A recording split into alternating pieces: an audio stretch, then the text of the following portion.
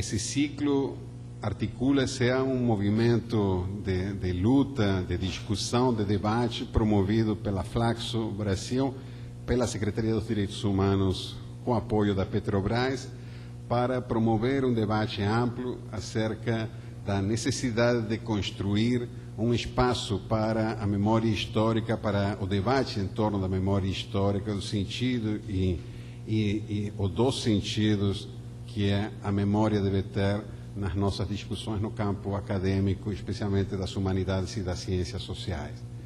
Consideramos que é uma dívida pendente ainda essa discussão, especialmente agora, mas não só por isso, mas especialmente agora, na iminência do início do funcionamento da Comissão da Verdade, que acaba de ser promulgado pela presidente Dilma na semana passada e que levou a uma longa discussão e debate, tanto parlamentar quanto acadêmico e em organizações de direitos humanos no Brasil ao longo desses últimos anos. A nossa pretensão é contribuir com esse ciclo, ampliar esse debate. Criamos uma campanha chamada Os Povos São Sua Memória, que pretende fazer desse lema uma discussão mais ampla em torno da memória relacionada com a questão da mídia, da cultura, da educação, das organizações sociais e populares, das lutas sindicais, de muitos outros temas, questões e problemas que serão abordados no decorrer desses debates. Aqui, particularmente, nesse primeiro debate do Rio, uma primeira mesa que vai começar agora, daqui a pouco, com a professora Márcia Cantelburi, do Chile, com a professora Niceia Freire, reitora dessa universidade, que vocês conhecem, ou ex-reitora, aliás, que vocês conhecem muito bem. Vamos ouvir a Márcia e a Niceia, e depois a professora Marilena Chauí, que já está aqui nos acompanhando, com os comentários do professor Emir Sada. Quero agradecer a todos vocês por terem vindo a esse debate e dizer apenas, antes de passar a palavra a Salete, que lendo o belo texto que fez a Márcia, que nos entregou na preparação da sua fala de hoje, eu lembrei de uma história muito emocionante, muito comovente, que ela conta no seu texto, do poeta chileno Víctor Jara. Víctor, pouco antes de ser assassinado pela ditadura do Pinochet, em 1973, escreveu um poema que queria enviar para sua companheira, para sua mulher, Joan Jara. Para garantir que esse poema chegasse, Víctor fragmentou esse poema em diferentes pedaços, em diferentes fragmentos, e deu para seus companheiros de cela para poder entregar a Joan, se conseguiam sobreviver.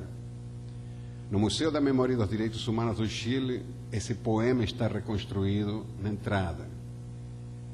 Eu acho que essa história é um pouco o grande desafio, reflete, expressa o grande desafio que tem a luta e o trabalho que no campo intelectual, no campo social, temos que fazer para a reconstrução da nossa memória histórica. É juntar fragmentos, é juntar pedaços dispersos, é juntá-los para que a nossa história faça sentido, tenha sentido. Esse é um extraordinário ato de luta, é um extraordinário ato de compromisso e também é um extraordinário ato de amor, como foi a redação e a construção desse poema pelo Víctor Jara no Chile em 1973.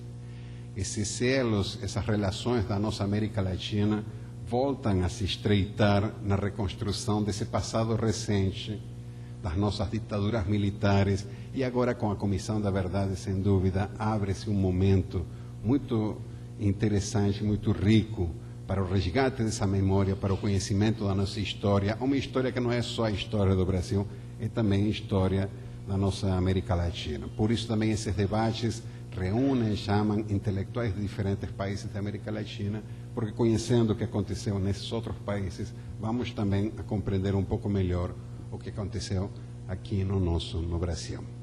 Passo então a palavra a Salete. Agradeço a presença de vocês e espero que vocês possam acompanhar os outros debates, porque todas essas discussões estão sendo transmitidas em diversos portais de organizações de direitos humanos, da própria UERJ, e poderemos acompanhar os debates de São Paulo, de Brasília e de Porto Alegre no portal da UERJ nessas próximas semanas. Muito obrigado.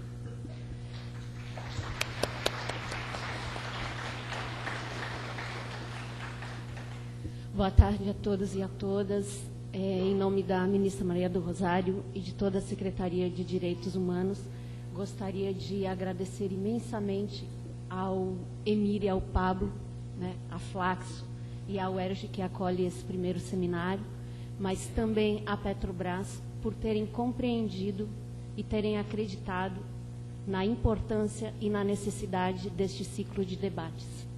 Em nenhum momento ele tem como pretensão ter um público gigante, de massa, porque ele não é um evento de divulgação, ele é um ciclo que vai permitir e possibilitar que o debate possa registrar a história, para que daqui a algum tempo nossos meninos e meninas que estão chegando aí e que certamente terão mais dificuldades do que nós de nos lembrar da história real que aconteceu nesse país, tenham em suas mãos o material que é o resultado desse debate.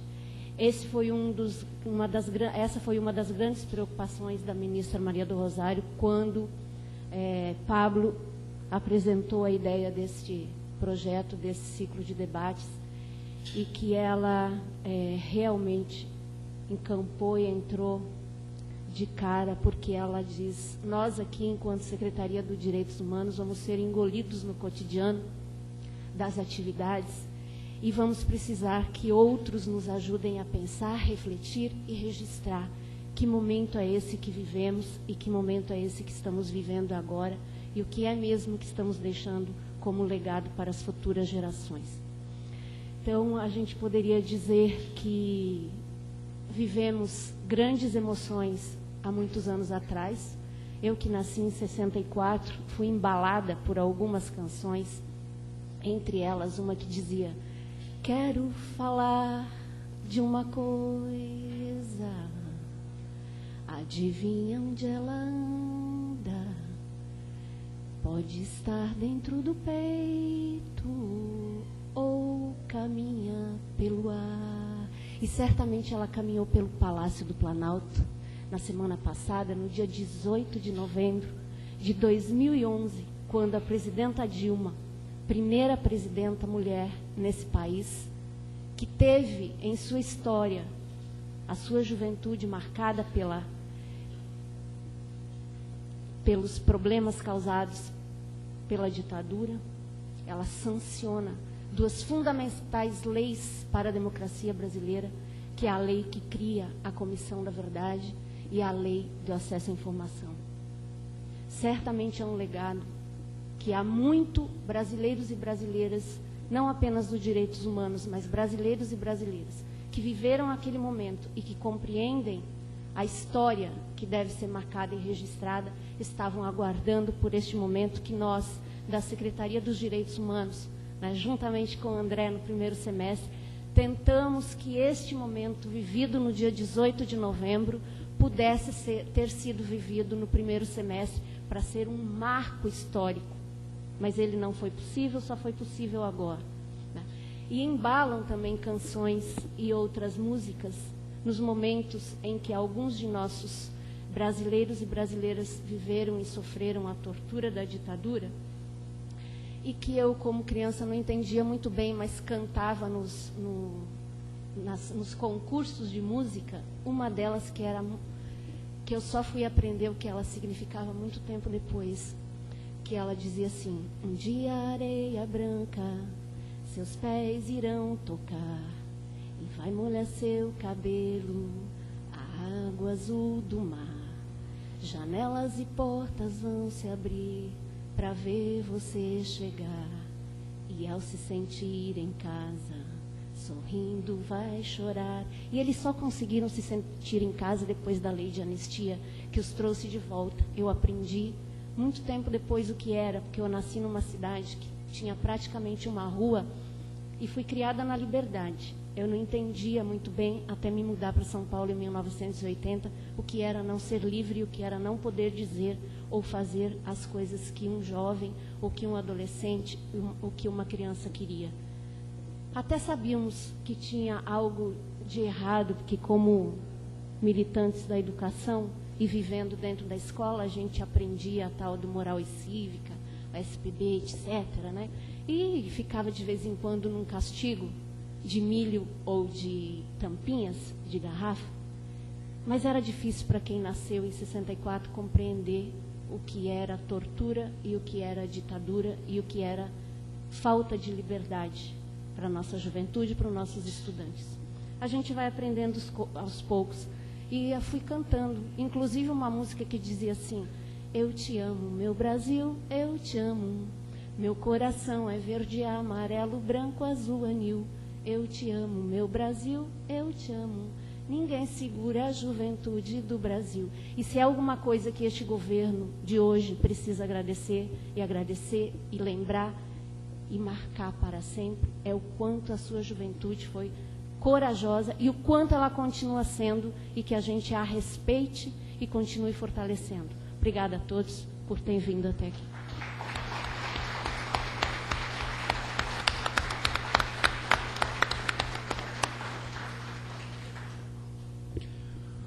Bom, como vocês verão, funcionários federais estão mudando, pelo menos estão se orientando para o mundo das artes, da música.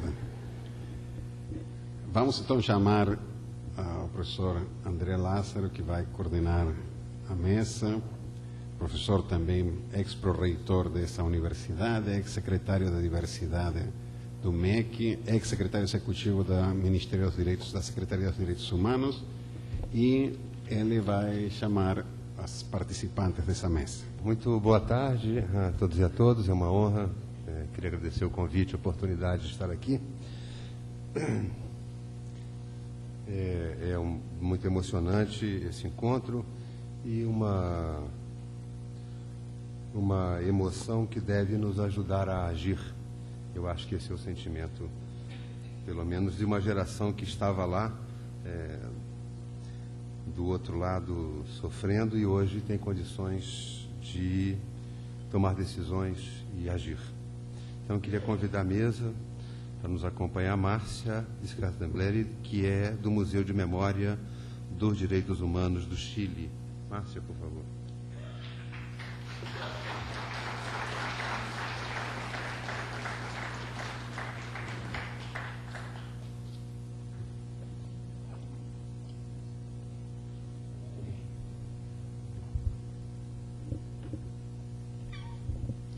Queria chamar, por favor, a professora, querida amiga Nilceia Freire, ex-ministra das Mulheres.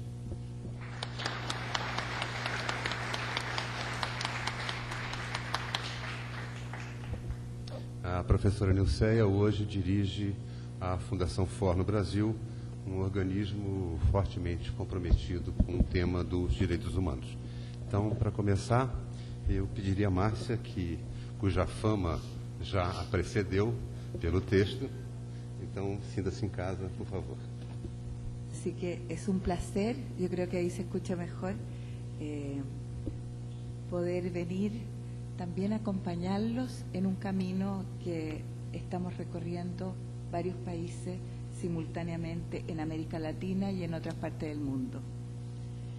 Igual quiero leerles ahora una parte de un testimonio, es mi testimonio, para transmitirles por qué para mí específicamente y para los chilenos ha sido tan importante construir un proyecto como el Museo de la Memoria y los Derechos Humanos, que es un proyecto también iniciado y desarrollado gracias a la perseverancia de una presidenta mujer. Por lo tanto, creo que ustedes también tienen buenos augurios en este tema, porque también es una mujer la que se ha propuesto ir adelante con este gran tema, este tema tan importante, tan doloroso, pero también tan importante de reflexionar, que es el tema de los derechos humanos. Espero que me entiendan. Jamás olvidaré ese borrascoso atardecer del 3 de junio de 1975, ni el chirrido de la enorme puerta de fierro deslizándose por el suelo de esa tierra maldita. Apenas un par de horas antes me encontraba ayudando a mis hijos a hacer sus tareas escolares, cuando una patrulla de la policía política irrumpió violentamente en mi casa y me conminó a subir a un vehículo. Uno de mis captores me cubrió los ojos con esparadrapo y un par de anteojos para el sol. Entonces, la camioneta de vidrios polarizados inició una enloquecida carrera que concluyó frente a un recinto que deduje por el declive del terreno y el frío que calaba los huesos estaba ubicado a los pies de la cordillera de los Andes. Las manos ásperas del conductor me empujaron con violencia hacia afuera. Luego atravesé a tientas el umbral de un portón y me quedé parada, tiritando de miedo ante un paisaje invisible, tratando de descifrar los misteriosos sonidos que contiene el silencio. El viento helado penetraba sin piedad el cuero de mis botas y empecé a escuchar, como en un macabro concierto, unos gemidos intermitentes, llantos ahogados y un escalofriante y prolongado alarido. Serán animales, quise pensar. Miré el suelo por una ranura de la venda que me cubría los ojos y divisé las bellas baldosas italianas. En ese instante comprendí que había llegado a la antesala del infierno. Estaba en la Villa Grimaldi, el centro secreto de torturas más famoso de Chile. Un gendarme de aspecto descuidado me tomó de la mano y me guió con inusitada delicadeza hacia un recinto lateral. Allí, sin más preámbulos, comenzó a desnudarme con rapidez, mientras una mujer, con voz de tediosa rutina, iniciaba el inventario de mis pertenencias. 3 billetes, una cadena con una cruz de plata, un pañuelo para la cabeza, medio paquete de cigarrillos, un encendedor, una libreta de direcciones. Cuando abandoné la villa, luego de 23 días infinitos, yo era otra persona. Después de los sádicos interrogatorios y de largas sesiones de tortura que incluían aplicación de electricidad en todo el cuerpo, yo me sentía sucia, vacía y humillada. Hasta entonces el odio había sido para mí solo un concepto intelectual. Sin embargo, ahora ellos me habían hecho conocer la perversa amplitud de ese sentimiento viscoso que se quedó agazapado bajo mi piel. En los sórdidos pasillos de Villa Grimaldi aprendí a distinguir las sombras de las víctimas, las voces de los guardias, los singulares ladridos de los perros y los frenazos de los vehículos que descargaban su siniestro botín de maltratados seres humanos en el patio. Después fui trasladada a 4 Álamos, otro recinto secreto para incomunicados que estaba a cargo de un teniente psicópata que abusaba sexualmente de las detenidas y nos sometía a absurdas sesiones de hipnosis y detectores de mentiras. Vivíamos de a 3 o 4 en cada habitación y jamás se nos permitió tomar una ducha. Nos llevaban al baño una vez al día, dejando la puerta abierta y sacándonos la venda de los ojos para que nos sintiésemos más humilladas ante la morbosa mirada de los vigilantes. Antes de que nos encerraran para dormir, solíamos entonar canciones pegadas a la puerta que daba al corredor, y en ellas desparramábamos nombres, historias, sueños y deseos. Aunque el aquí y el ahora fuesen inciertos, nos empeñábamos en inventar futuro y con porfiado optimismo nos preparábamos para ser libres. La clave era no desmoralizarnos, no darnos por vencidas. Sin embargo, a veces la desesperanza nos destrozaba el alma y nos deslizábamos sin frenos en un ánimo oscuro. Nos atormentaba el recuerdo de los que nunca llegaron a la otra orilla y memorizábamos los nombres, fechas y plegarias que en las paredes del recinto de comunicados de Cuatro Álamos consignaban sus desolados testimonios. Los de los hombres eran más informativos y precisos. Soy de Temuco, permanecí en esta celda entre el 13 de abril y el 2 de junio de 1974. Luego daban nombres, edades, profesiones. Los de las mujeres, en cambio, dejaban lacónica constancia de sus existencias o testimonio de sus tristezas. He vivido 16 días de horror. Avisen a mi madre, Cecilia. Aquí estoy, Dios. ¿Existes, Blanca? Sabíamos que Cuatro Álamos era solo un perverso recodo del camino. Aquí nadie permanecía demasiado tiempo. ¿Estaría el detenido en abril de vuelta en Temuco? ¿Dónde había concluido la pesadilla de Cecilia? ¿Se habría acordado Dios de Blanca? En los días más negros, cuando de celda en celda se propagaban rumores sangrientos, era difícil detener los atropellados latidos del corazón. Entonces yo me asomaba a la pequeña ventana de mi cuarto y permanecía largos minutos en silencio, persiguiendo la ruta de la alambrada sobre la muralla e imaginando los colores de los paisajes libres. Este es el testimonio de una presa política sobreviviente en un país sitiado por el terror, enfermo de miedo. Este es mi testimonio, solo uno de los miles de hombres y mujeres militantes de la resistencia y víctimas de la represión en el tiempo triste de la tiranía de mi patria. Han transcurrido 36 años desde esos días de plomo y en Chile ha pasado mucha agua debajo de los puentes. Sin embargo, aún somos muchos quienes luchamos por preservar la memoria y no rendirnos ante la indiferencia y el olvido. No podemos cambiar nuestro pasado, solo nos queda aprender de lo vivido. Esa es nuestra oportunidad y nuestro desafío. Así lo afirmó el 10 de diciembre del año 2008 la presidenta Michelle Bachelet al poner la primera piedra del Museo de la Memoria y los Derechos Humanos. Su construcción finalizó en diciembre del 2009 y fue inaugurado el 11 de enero del 2010. Hoy, por los pasillos de este edificio transparente y luminoso, ubicado frente a la Quinta Normal, un hermoso parque de Santiago, circulan diariamente cientos de visitantes, ancianos, mujeres, estudiantes y niños, se detienen frente a las fotografías, leen los recortes de prensa, observan las artesanías carcelarias y se emocionan frente a los testimonios de las víctimas.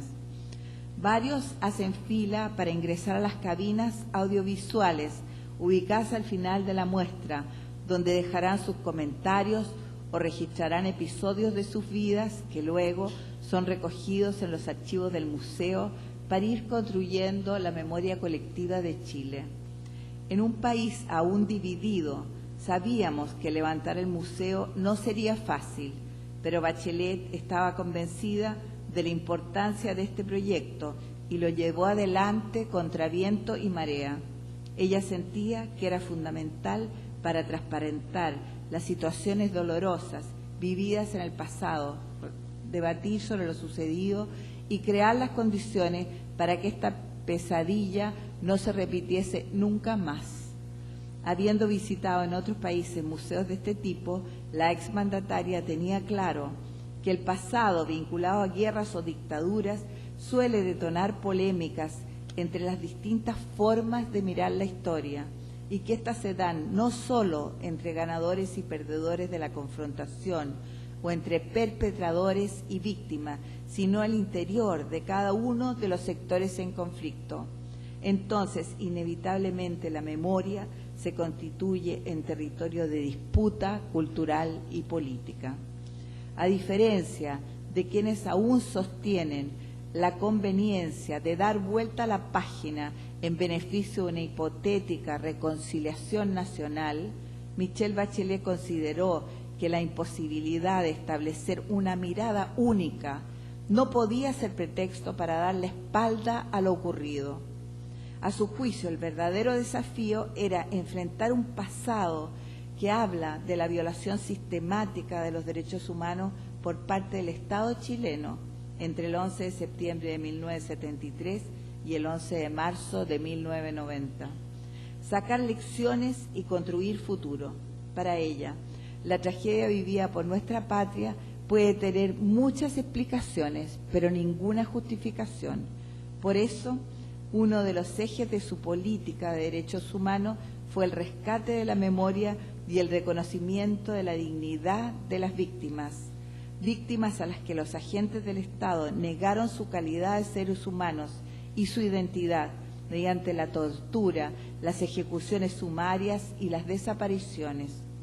Con el objeto de revertir esta situación, la presidenta estimó que era necesario y urgente recoger y dar a conocer los testimonios de quienes fueron testigos y protagonistas de lo ocurrido y que en un futuro no tan lejano ya no estarán lúcidos o no estarán vivos. En junio del 2007, el Ministerio de Obras Públicas de nuestro país convocó un concurso internacional para la construcción del edificio, que tiene una superficie cercana a los 5.600 metros cuadrados y 8.000 metros cuadrados de plaza. El 31 de agosto se adjudicó el proyecto a la Oficina de Arquitectos de Sao Paulo, Brasil, Estudio América, presidida por Mario Figueroa.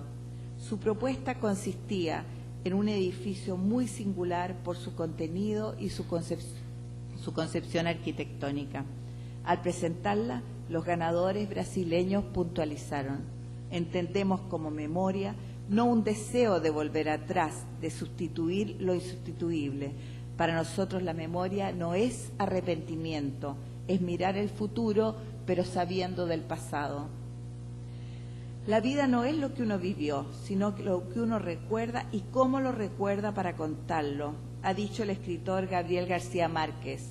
Y no cabe duda que los pueblos construyen su memoria desde el reconocimiento de lo vivido, desde lo que se cuentan de sí mismos. La creación del Museo de la Memoria y los Derechos Humanos remeció a la sociedad chilena, aún marcada por el discurso único, heredado del régimen militar y por la negación de la evidencia. Su contenido dejó al descubierto lo que durante muchos años había permanecido oculto e invitó a la ciudadanía a una profunda reflexión sobre las consecuencias de la intolerancia, porque la negación y el borramiento acompañaron a la dictadura chilena desde que sus aviones bombardearon el Palacio Presidencial. Al reconstruirlo, sus nuevos ocupantes eliminaron su entrada lateral. Si no había puerta, se borraba el recuerdo de los que habían salido detenidos o muertos por ese lugar, entre ellos el presidente Salvador Allende. Cuando los funcionarios de Pinochet cambiaron la dirección de un centro de torturas ubicado en la calle Londres 38, si el número 38 se convertía en 40, desaparecía el escenario de tormentos y muerte. Y más cruel aún, en el caso de los detenidos desaparecidos, si se ocultaba el cuerpo, no quedaba constancia del crimen.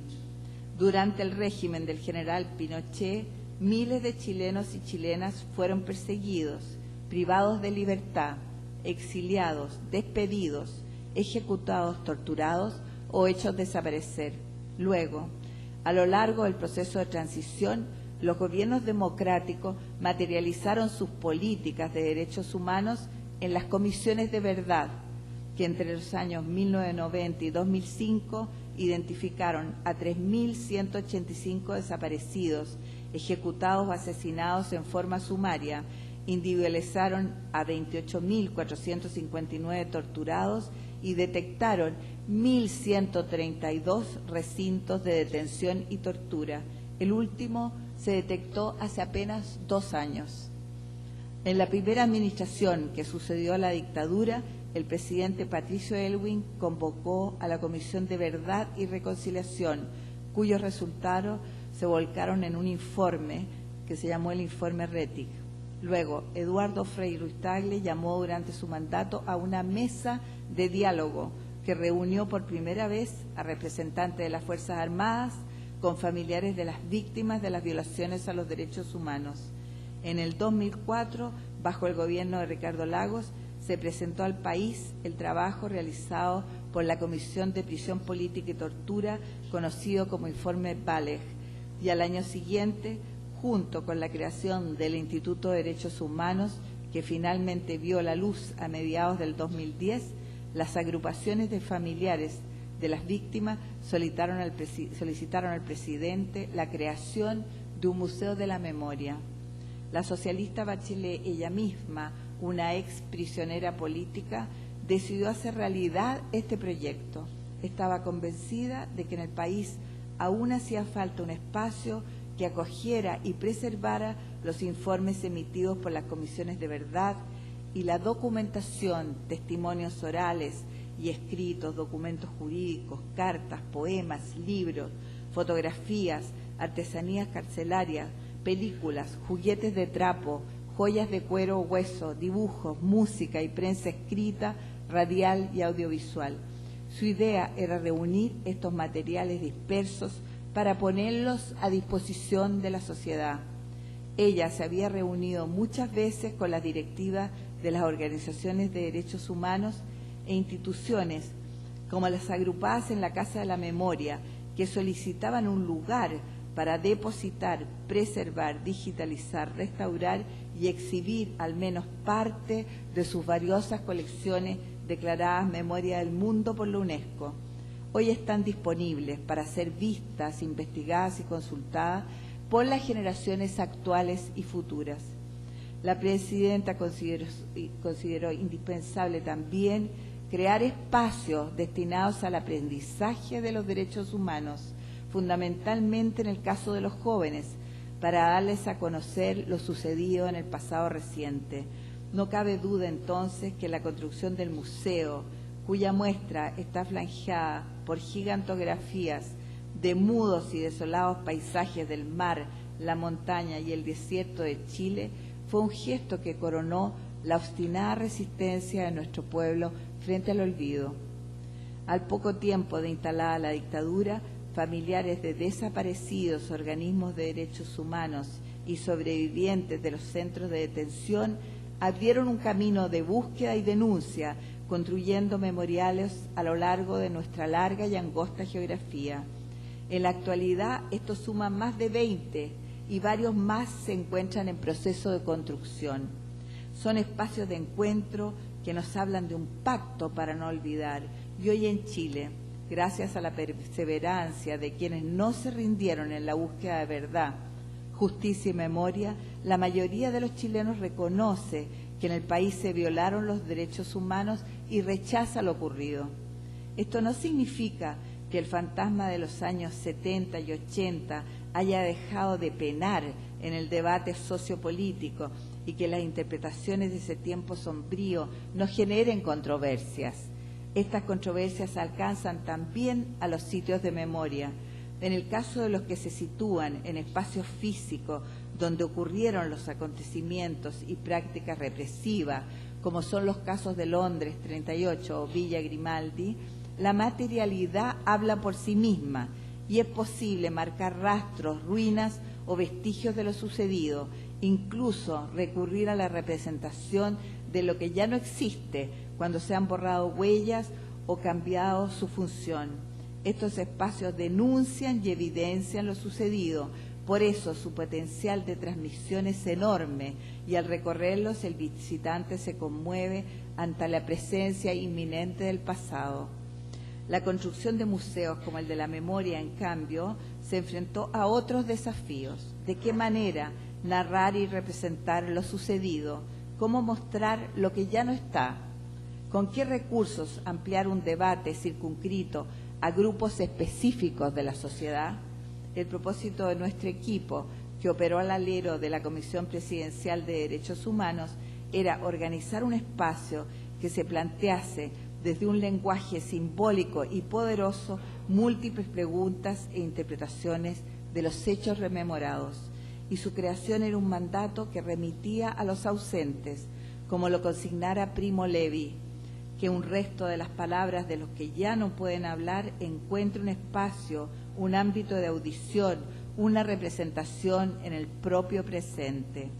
Al desatar las voces silenciadas y dejar a la vista lo ocurrido, el desafío que enfrentamos era evitar el relato único y hegemónico y estimular lo que Pilar Calveiro califica como un ejercicio a muchas voces, ejercicio que no soslayase contradicciones, diferencias ni tensiones, mosaico único en el cual cada uno es solo un pedacito.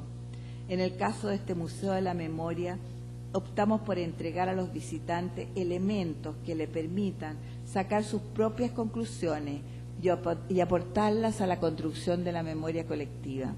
Para definir los contenidos e identidad del museo, concitar voluntades y propiciar múltiples interlocuciones, durante la construcción de la muestra aplicamos criterios de museología participativa, reuniéndonos con la comunidad, las organizaciones civiles de derechos humanos, artistas, educadores, historiadores, psicólogos y museólogos de todo el país.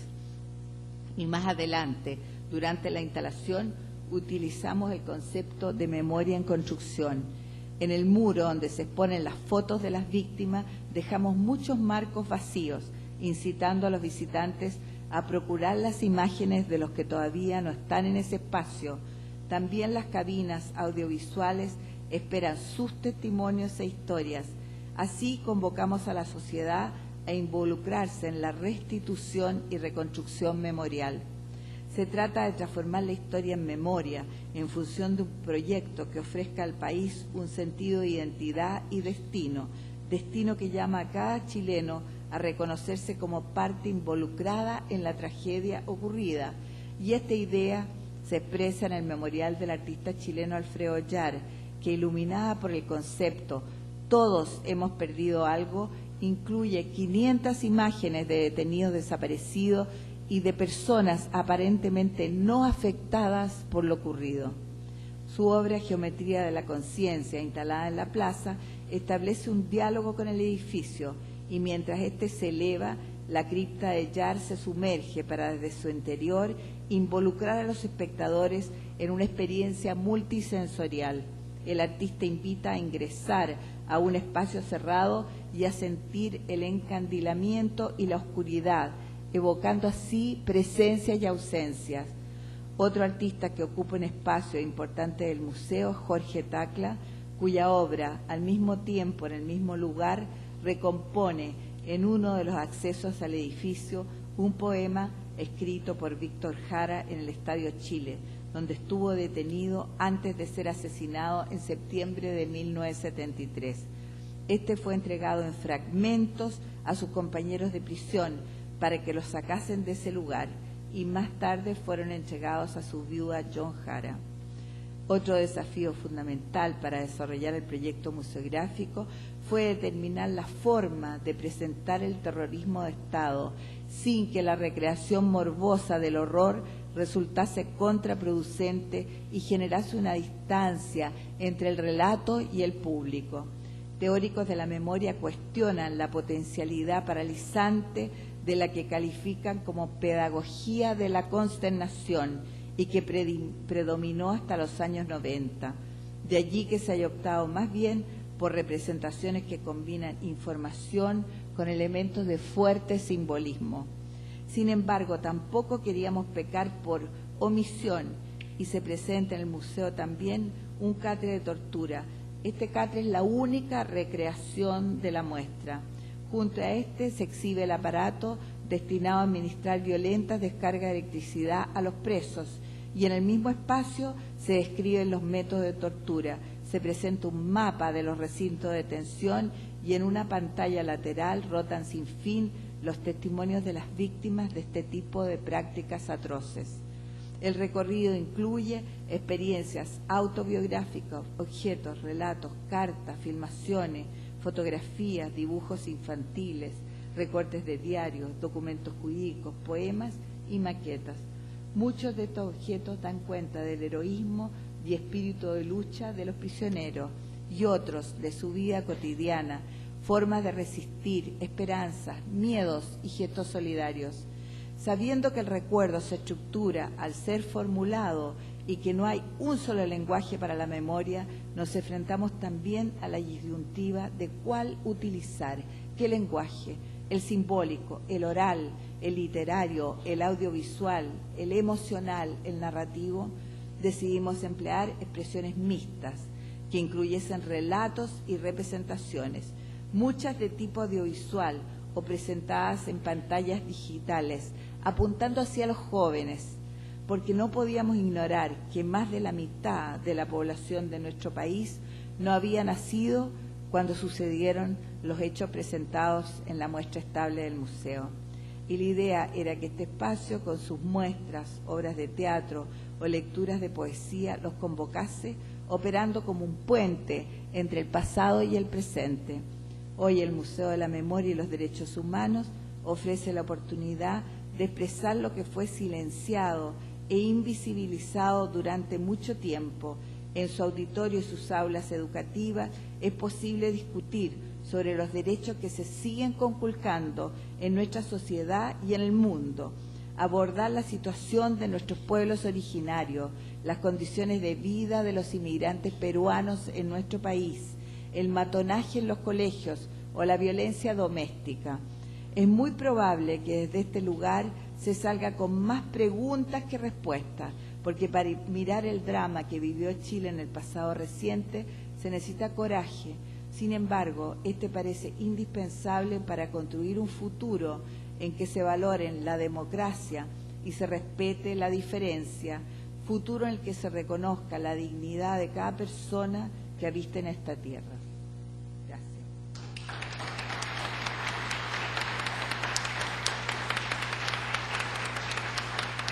Muito obrigado, Márcia, por suas palavras e tomara que possamos aprender com essa estratégia do museu que tanto nos faz falta. Eu queria passar, por favor, agora a professora Nilceia Freire, reitora dessa casa e atualmente dirigente da Fundação For no Brasil.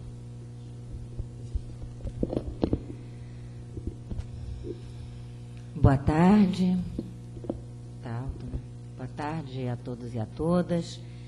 Eu queria agradecer ao Pablo, a Flaxo, pelo convite, à Secretaria de Direitos Humanos pelo convite para estar aqui hoje.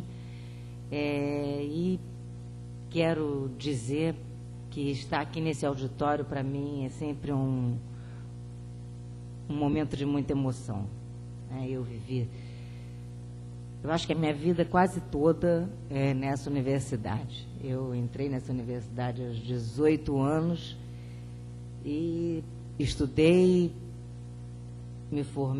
fiz a minha graduação, me formei, fiz pós-graduação e acabei saindo da universidade depois de cumprir meu mandato de reitora para passar 7 anos trabalhando junto do presidente Lula na Secretaria de Políticas para as Mulheres do Governo Federal. Então, retornar a essa casa é sempre uma grande emoção, sobretudo para falar ou para refletir sobre direitos humanos e sobre esse momento que estamos, de certa forma, inaugurando tardiamente no Brasil.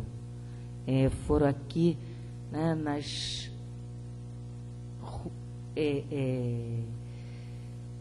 nas estruturas que constituíam este futuro prédio na década de 70, que nós, da minha geração, aprendemos a fazer política e aprendemos o quanto era duro viver num país sem liberdade. Mas eu dizia para minha colega Letícia, da Fundação For, responsável pela área de direitos humanos da Fundação aqui no Brasil, que esse sentimento ele vem também misturado não só com tristezas, mas também com o sentimento da recordação de um momento de uma certa até ingenuidade sobre o nosso papel naquele momento como estudantes e sobre a esperança que nós tínhamos no futuro. Eu era integrante do Partido Comunista Brasileiro, do PCB, na época, o chamado Partidão. 90% desse auditório aqui não sabe do que eu estou falando, né? Mas era o Partido Comunista clandestino. Depois da cisão, tínhamos 2 partidos comunistas clandestinos no Brasil, o PCdoB, Partido Comunista do Brasil, e o PCB, que não tem sucessor no momento no nosso país. Aquilo que foi o PCB, com as mudanças do ponto de vista da estrutura partidária, se pulverizou e somos ex-PCB em diferentes partidos no Brasil, alguns mais para o centro, alguns mais para a direita e outros mais para a esquerda. Muitos de nós fomos para o PT, mas temos companheiros, inclusive, no PSDB, do ex-PCB. E eu, militante do PCB, a base da UERJ, o núcleo da UERJ, principalmente da Faculdade de Medicina, que era a minha faculdade, era um núcleo grande. Nós éramos 20 estudantes de medicina pertencentes à base do Partido Comunista Brasileiro. Tinha uma importância estratégica no movimento estudantil no Rio de Janeiro. E eu me lembro, em momentos de descontração, que ficávamos pensando o que a gente gostaria de ver no futuro. Cada um falando um pouco na brincadeira, um pouco em sério, o que gostaria de ver, qual era o seu maior sonho. Eu me lembro de um companheiro que dizia que gostaria de ver no Maracanã repleto, num jogo do Flamengo e Fluminense, a bandeira do Partido Comunista Brasileiro, estendida de fora a fora na arquibancada. E eu, que tinha, na época, 18 anos, mas pensava na maternidade e já via companheiras mais velhas que tinham filhos e que conviviam com o medo de serem presas, de serem torturadas, com seus filhos pequenos, como aconteceu muitas vezes. O que eu sonhava é que um dia, que os meus filhos não viveriam o que nós vivemos na nossa juventude. Felizmente, conseguimos fazer desse país um país que, do ponto de vista histórico, ainda engatinha na construção da sua democracia, na construção de suas instituições, e que precisa se consolidar. A presidenta Dilma Rousseff, na semana passada, ainda que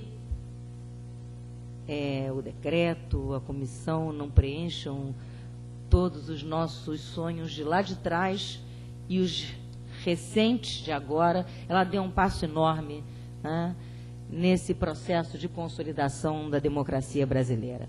Tardiamente, o Brasil cria a sua comissão.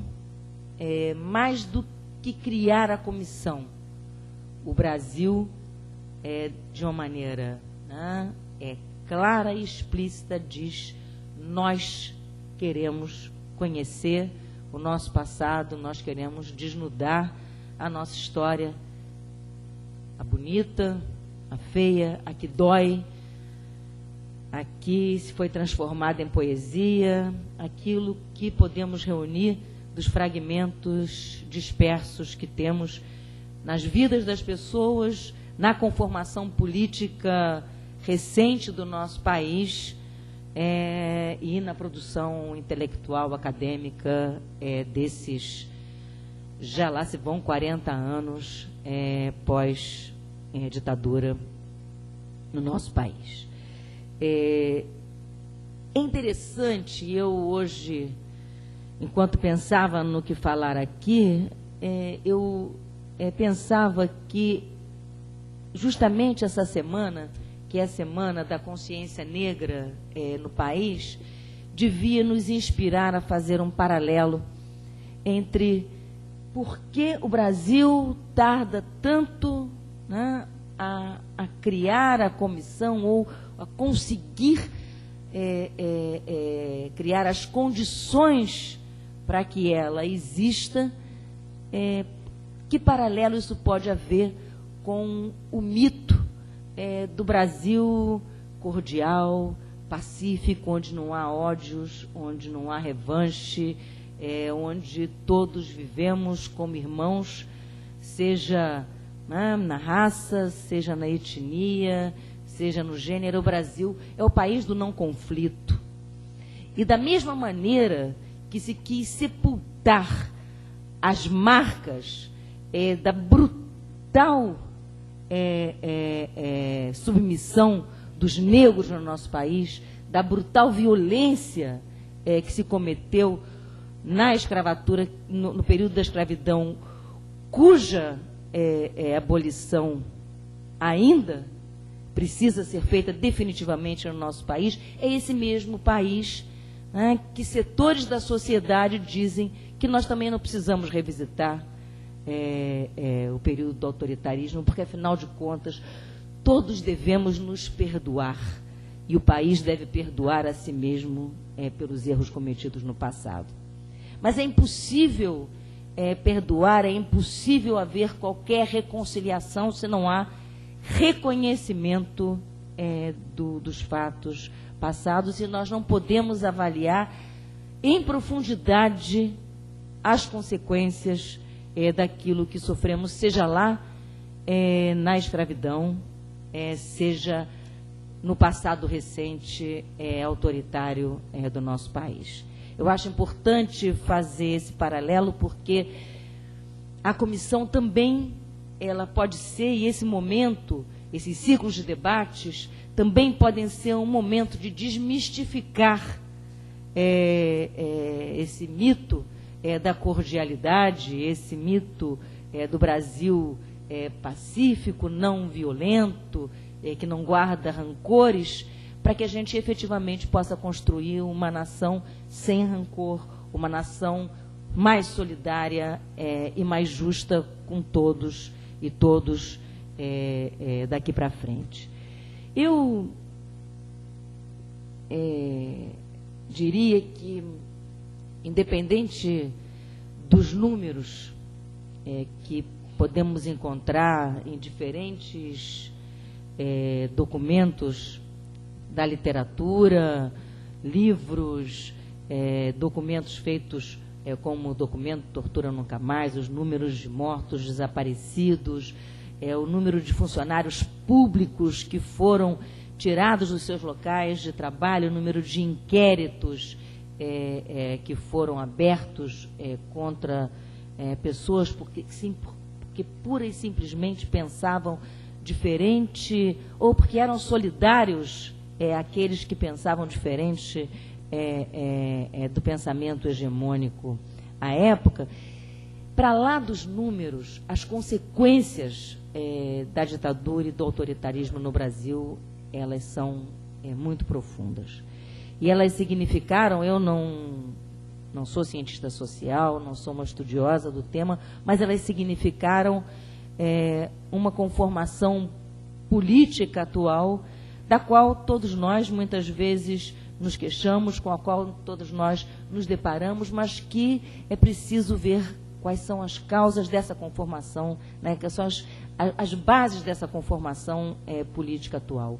O vazio de lideranças que se produziu, gerações que perderam a oportunidade de se educarem politicamente, gerações que perderam a oportunidade do convívio, inclusive, com as gerações anteriores, para aprender, através da história e da memória, a construir o seu futuro. Então, essas consequências, eu espero que também elas possam ser revisitadas e discutidas nesse processo, onde ciclos de debates como esse, eu espero que se multipliquem pelo país, promovidos pelas universidades, por instituições e organizações da sociedade civil. Eu queria falar um pouco para vocês e um pouco do testemunho de quem viveu durante 7 anos a construção desse processo por dentro do governo, porque eu acho que é extremamente importante que nós saibamos e tenhamos consciência das tensões existentes no interior do governo ou dos governos, para que o decreto assinado, né, a lei assinada pela presidente Dilma, tivesse finalmente acontecido. Muitas vezes nós não temos, do ponto de vista do público em geral, a noção ou oportunidade de saber das tensões que ocorrem no interior dos governos. Mais especificamente, a Secretaria de Direitos Humanos, tanto nas gestões anteriores ao governo do presidente Lula, mas principalmente com a chegada do ministro Nilmário Miranda e depois Paulo Vanucchi, tentaram construir a possibilidade de que o nosso país pudesse revisitar a sua memória e que pudesse finalmente colocar o seu passado, passar a limpo a sua história. Isso teve expresso em diferentes momentos, nos 60 anos da Declaração dos Direitos Humanos, onde várias comemorações foram feitas, e essa discussão foi uma discussão central. E o auge da tensão dentro do governo foi justamente a partir da última Conferência de Direitos Humanos e a elaboração do Plano Nacional, o terceiro Plano Nacional de Direitos Humanos, onde um conjunto de temas muito caros aos setores progressistas da sociedade brasileira foram contestados pelos setores conservadores, pelos setores que não querem que esse país se consolide democraticamente. Ao final de 2009, nós pudemos ver, não com surpresa, mas eu diria que com uma certa incredulidade, pela forma violenta como foi colocada, a resistência e a contestação ao Plano Nacional de Direitos Humanos, a terceira versão do Plano Nacional de Direitos Humanos, e essa resistência colocada tanto pelos militares, que acabaram fazendo uma associação absolutamente perversa com outros setores na sociedade que contestavam outros aspectos do plano, como era a questão da discussão sobre o aborto no país, da discussão sobre a reforma agrária e sobre a necessidade de que esse país tivesse finalmente a Comissão da Verdade. Aquele foi um momento de enorme tensão. E essa tensão, ela foi uma tensão quase que preventiva ao momento seguinte, que era a campanha eleitoral. A verdade é que a tensão existente em torno do Plano Nacional de Direitos Humanos, ela um pouco era a prévia daquilo que viria a acontecer na campanha eleitoral, onde os temas chamados difíceis foram colocados como nunca na pauta de discussão, quase que querendo transformar a discussão das eleições presidenciais na perspectiva de que se queria fazer do Brasil um país dividido, um país daqueles que queriam a revanche, um país daqueles que queriam fazer desse país um país sem moral, um país daqueles que não prezavam a vida, contra um país né, daqueles que prezam a vida, que prezam a família, e essa história nós já tínhamos ouvido antes.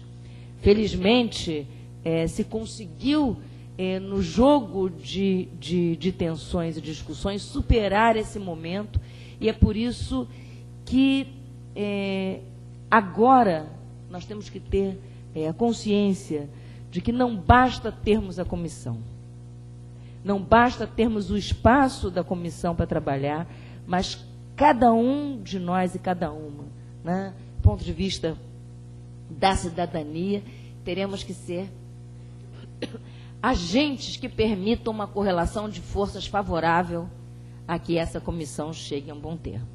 Eu, quando ainda na Secretaria de Políticas para as Mulheres, fui parceira do ministro Paulo Vanucchi na publicação de um livro onde temos o depoimento e o relato das mulheres que sofreram tortura, um grupo de mulheres que sofreram tortura no nosso país. O nome do livro é Luta Substantivo Feminino. E, em parte, esse livro, ele não só resgata os depoimentos, a memória daquele momento, mas, ao fazer um recorte dos depoimentos de mulheres, também quer dizer e incluir as mulheres na história, porque essa é outra dívida que esse país tem, né? Como se as mulheres não tivessem feito parte da história. Entre 10 heróis do nosso país, contamos talvez uma ou outra mulher que de vez em quando aparece nos livros de histórias, mas as nossas heroínas estão lá, dando seus depoimentos. E na introdução que faço desse livro, dizemos que nós, mulheres brasileiras, não fugimos da luta, e está aí a nossa presidenta que não nos deixa mentir.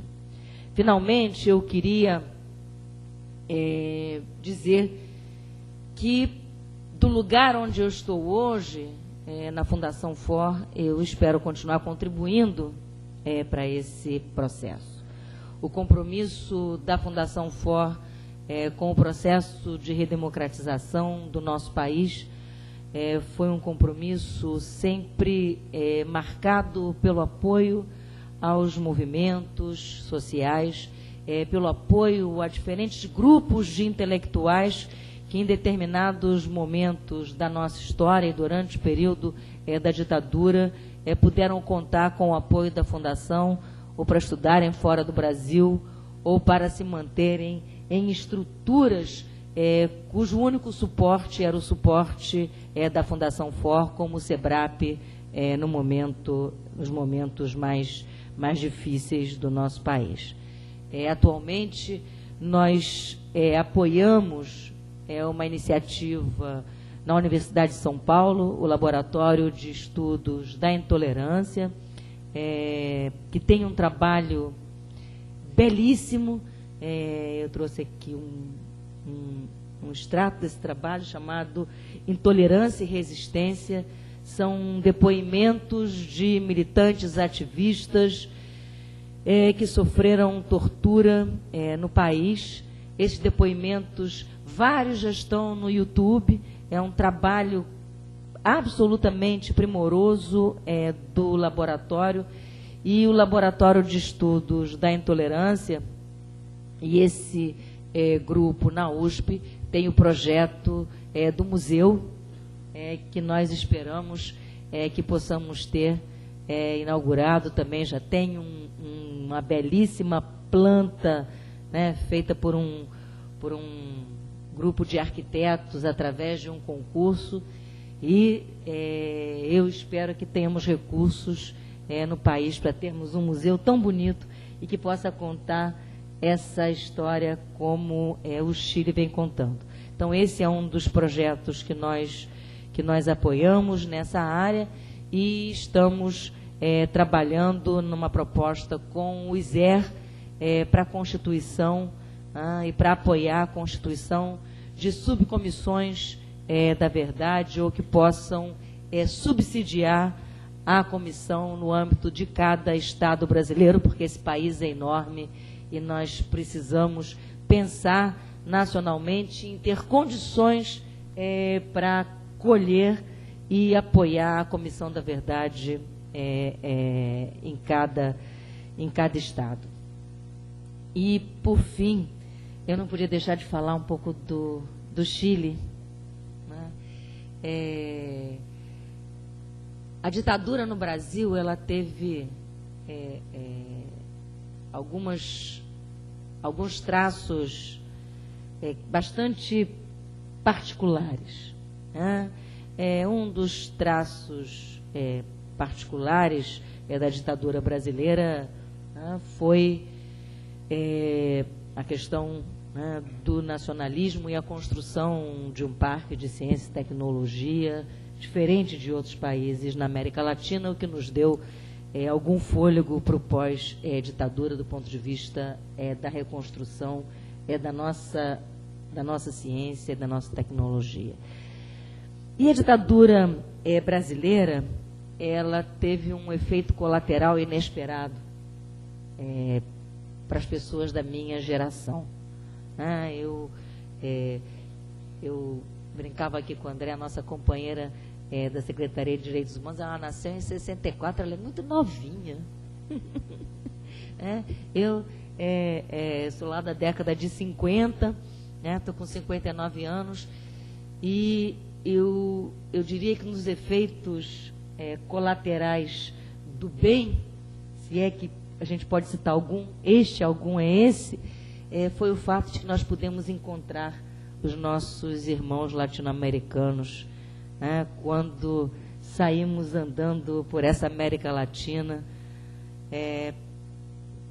fugindo das nossas ditaduras particulares, fugindo da ditadura, fugindo do autoritarismo geral no Cone Sul, nos abrigando aqui e ali, e tivemos a oportunidade de nos encontrar conosco mesmo, né? O Brasil era um país que vivia de costas para a América Latina, nos identificávamos muito pouco com os nossos vizinhos, e pudemos então, né, ao som das flautas andinas, conhecer Vitor Hara, Violeta Parra, cantar com Mercedes Sosa,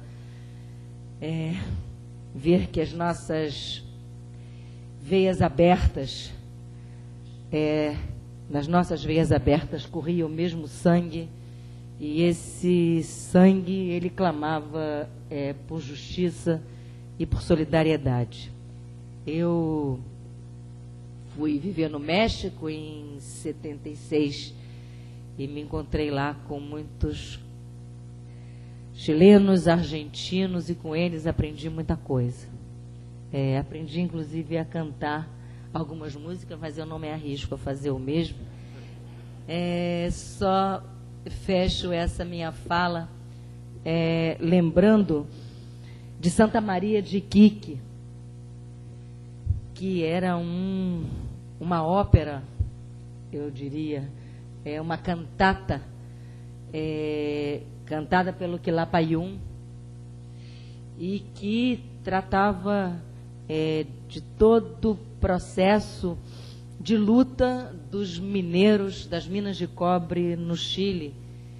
E ao final da cantata, que era enorme, eu sabia cantar ela inteira, decorei, porque no México aquele disco rodava sem parar na minha casa, e eu me lembro de um trecho que ao final dizia: aqueles que nos escutaram pensando que já passou, não fiquem aí sentados, porque a história, ela sempre pode voltar. Então, para que a gente não se esqueça, para que nunca mais aconteça, vamos trabalhar, revivendo a nossa memória, construindo o nosso futuro. Muito obrigada.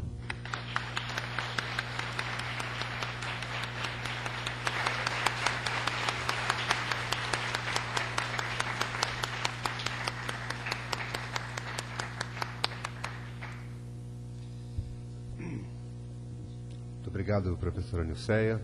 Acho que o calor da nossa resposta dá bem o tom da sua comunicação para a gente, a emoção e a clareza política do que ainda é preciso agir e agir muito. O Pablo sugere, e a mesa acolhe com alegria, a gente abrir para dois blocos de perguntas ou um comentário, cada uma com 3 pessoas, e aí voltamos a palavra à mesa para que se encerre e a gente possa desfrutar da próxima mesa redonda. Emir, por favor.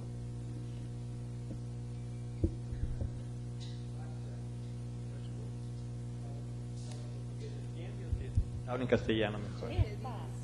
Sí, castellano. El carácter de la transición conservadora en Brasil, uno de sus aspectos fue que los militares no fueron derrotados. En Chile hubo un referendo, en Uruguay hubo un referendo, en Argentina hubo la guerra de las Malvinas. Los militares se retiraron ordenados, no tuvieron que huir ni nada. Y nos dejaron 2 marcos que son límites para la Comisión de la Verdad. Uno es la ley de amnistía, autoproclamada por los militares. El segundo es, junto con eso, la absolución de una práctica que es imprescriptible, que es la tortura. A lo mejor lograremos, con la movilización de la Comisión de la Verdad, los testimonios, etc., llegar a cuestionar la ley de amnistía. Esos 2 temas están pendientes. ¿Cuál es la experiencia chilena para lograr a superar eso? Porque hubo algo más o menos similar, una amnistía siempre proclamada por los militares. ¿Cuál es la experiencia chilena para lograr superar la ley de la amnistía de los militares y replantear el tema de la actualidad, imprescriptibilidad de la tortura? Yo creo que primero te iba a decir que en ese sentido no es tan diferente, porque nosotros, los militares nuestros, a diferencia de los argentinos, no fueron derrotados.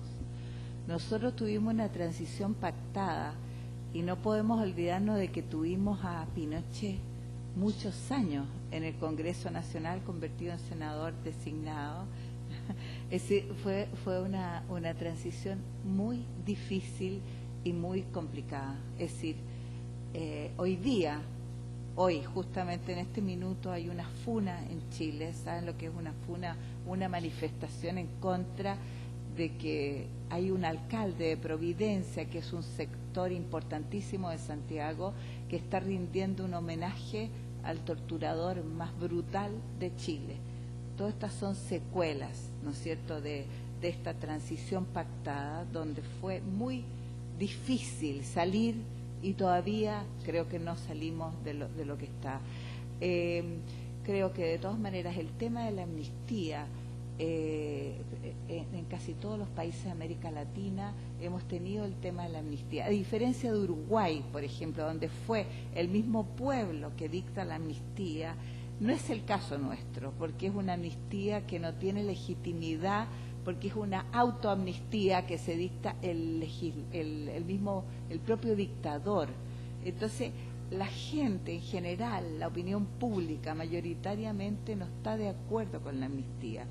En Chile ha habido un proceso largo y yo quiero recordarte, seguramente tú sabes, que el mismo presidente Elwin, que es el primer presidente de la transición, pero que también es un gran abogado, en ese sentido, especialista en estos temas, él recurre a un subterfugio con el tema de la amnistía que se utiliza y se sigue utilizando, y muchos abogados van utilizando estos subterfugios. Hoy día hay creo que 89 militares de alto rango presos en prisiones en Chile. Lo que él dice es que la amnistía, bueno, primero se apela a los tratados internacionales que Chile ha suscrito y que establecen que la amnistía es imprescriptible, o sea que no es aplicable la amnistía en casos de lesa humanidad. Esa es una cosa. Y lo otro es que el mismo Patricio Elwin establece o siente un precedente, una doctrina que dice que no se puede amnistiar lo que no ha sido juzgado. Entonces es una triquiñuela, pero eso se aplica y se ha aplicado en Chile. ¿Cómo se puede amnistiar un delito que no es delito? Porque no se ha establecido el delito. Entonces, ahí se comenzó el espíritu entonces de la ley y de esto fue avanzando con un trabajo impresionante de los abogados de derechos humanos, y hoy día tenemos, como te decía, más de 80 militares presos en cárceles de alta seguridad. Se cuestiona, se dice que están muy cómodos, todo eso, pero están presos.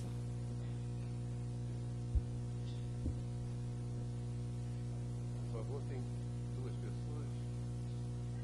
Você pode descer, por favor?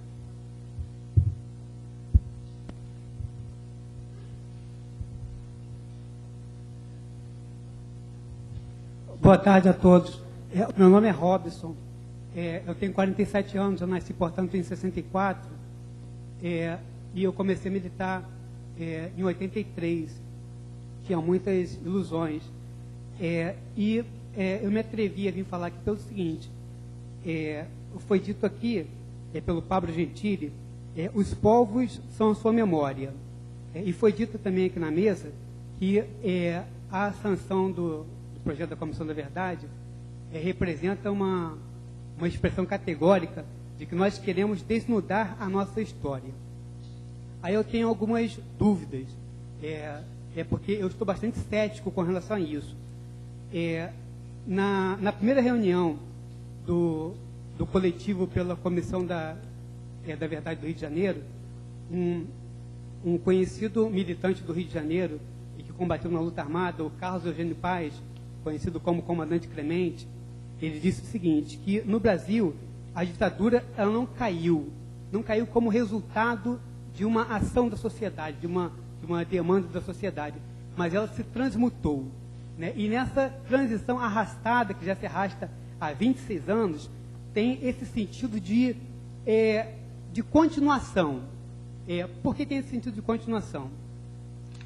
Já no século XVI, Maquiavel escreveu lá no livro O Príncipe que as classes dominantes, quando por alguma razão conjuntural não podem fazer um governante da sua própria classe por estarem por demasiado desgastadas, lançam mão de fixar um representante do povo que goze de prestígio entre o povo e o fazem governante, mas para aplicar o seu projeto de classe dominante.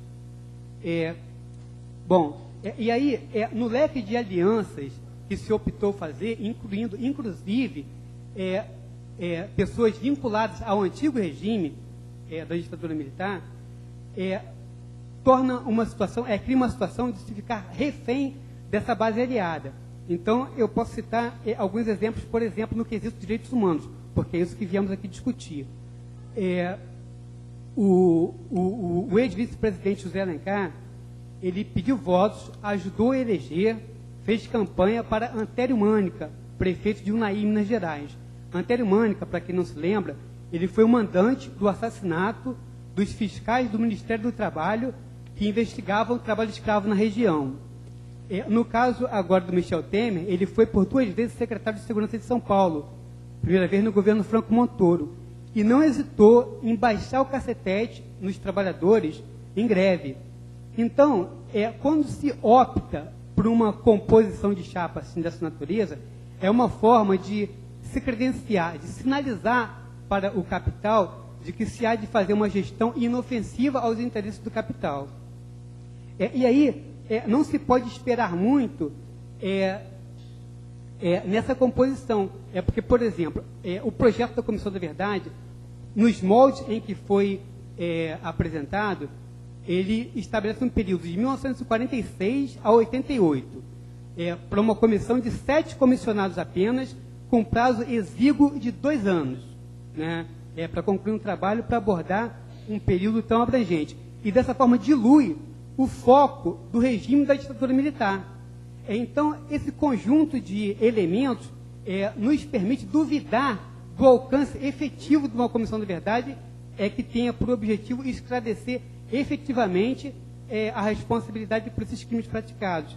Em junho desse ano, teve um seminário aqui no IFIX da UFRJ, onde estava presente o presidente da Comissão de Anistia, o Paulo Abraão, e lá o Carlos Fico disse o seguinte, que é um pesquisador da área de direitos humanos.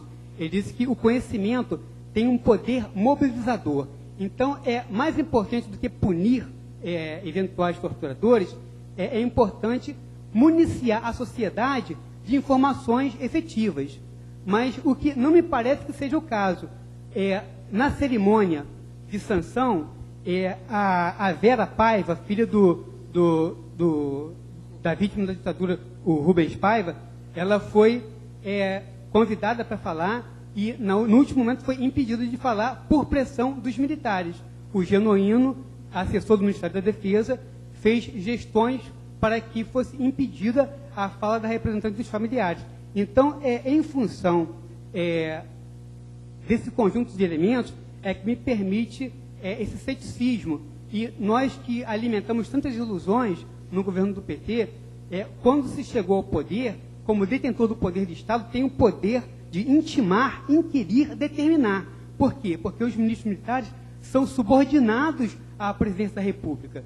E, no entanto, o governo elaborou o projeto Memórias Reveladas, que tenta transmitir para a sociedade, para as vítimas, para os familiares, a responsabilidade de apresentar provas e documentos. Aí criou um 0800 e fez campanha dizendo, se vocês têm alguma informação sobre o período da ditadura militar, vocês telefonem gratuitamente e nos apresentem essas informações. Ora, como detentor do Estado, tem o poder de intimar, inquirir, determinar. E assim não fez. Muito obrigado. Muito obrigado. Tem mais uma... Por favor, Carmen, ele queria também comentar.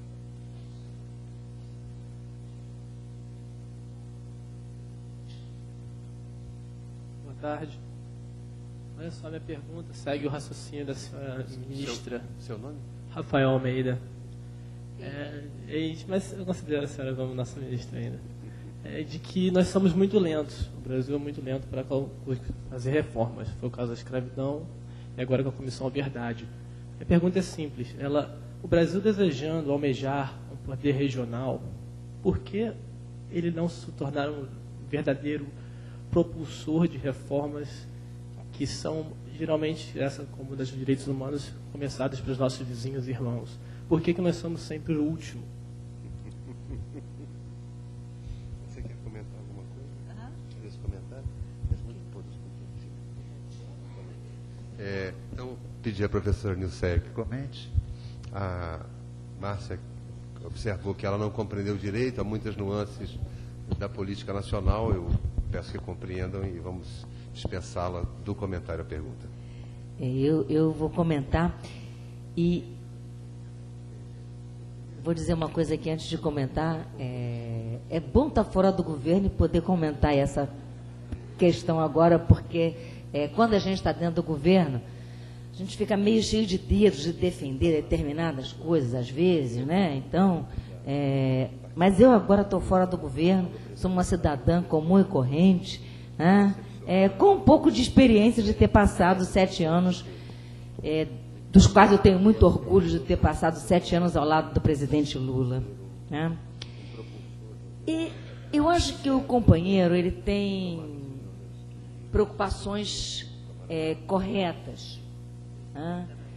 No entanto, eu discordo de você do ponto de vista da resolução ou de como essas suas preocupações elas podem resultar em algo positivo. As preocupações são absolutamente corretas. E é por isso que eu digo, e disse aqui na minha fala, e vou repetir, esta comissão, mesmo limitada, essa lei, mesmo limitada, para o nosso gosto, para o meu, para o seu, para a maioria dos que estão aqui presentes, ela está em disputa.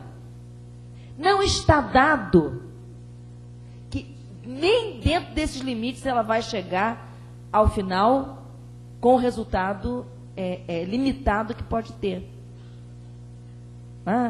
É muito interessante aí, de repente, né, respondendo um pouquinho o que o outro companheiro colocou. No início do governo do presidente Lula, eu estava numa comemoração do aniversário do Partido dos Trabalhadores, aqui no Rio. E havia, evidentemente, era o primeiro ano, final do primeiro ano de governo, um ano difícil, reforma da Previdência, né? Justamente os setores que constituíam uma base política de apoio ao Partido dos Trabalhadores estavam muito descontentes com aquele primeiro ano, houve saída de vários companheiros, e o presidente Lula olhou para a plenária e, respondendo a vários questionamentos, ele disse: um momento, apenas ganhamos uma eleição. E essa é uma grande diferença, companheiro. Ganhamos uma eleição, ganhamos numa disputa, tanto nos dois mandatos do presidente Lula, como ganhamos agora, numa disputa real, onde não se ganhou a eleição para colocar lá sentado um títere das elites dominantes, das elites econômicas do Brasil. Colocamos e ganhamos numa disputa acirrada, né? Elegemos pessoas que têm passado e compromisso histórico com a construção da democracia nesse país. Agora, é evidente que a conjuntura, o conjunto de alianças que se fez dentro do sistema político que vivemos e que nos força a fazer determinado tipo de alianças, torna o governo um governo em disputa permanente no seu interior. E é por isso que a gente, desde lá, na nossa lenta transição democrática, demoramos mais para fazer as reformas, porque convivemos com um sistema político que tem forçado sistematicamente a convivermos com uma disputa cotidiana. Eu, quando era secretária de Políticas para as Mulheres e enfrentávamos os temas difíceis, do aborto, da violência contra a mulher, da falta de autonomia econômica das mulheres, eu dizia para as companheiras do movimento social, das organizações feministas, eu dizia: nos pressionem, nos empurrem, porque isto aqui é uma disputa cotidiana. E para que a gente possa ter uma resultante positiva dessa disputa, nós temos que ter alianças muito claras na sociedade.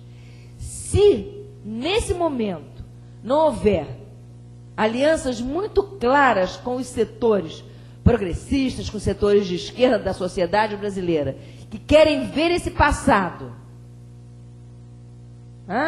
exposto, para que, a partir do conhecimento, se possa avançar mais, porque 90% aqui desse auditório não teve oportunidade sequer de conhecer essa história.